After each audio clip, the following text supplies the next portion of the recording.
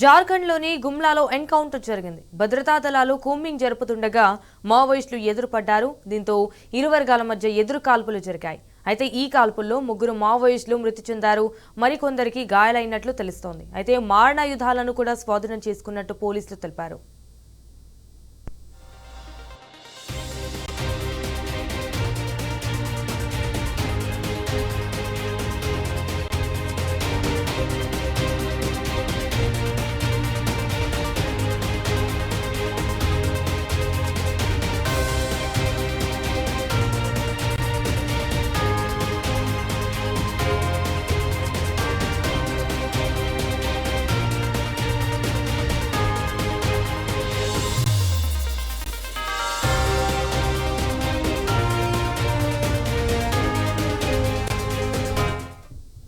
జార్ఖండ్లోని గుమ్లాలో ఎన్కౌంటర్ జరిగింది. భద్రతా దళాలు కూంబింగ్ జరుపుతుండగా మావోయిస్టులు ఎదురుపడ్డారు.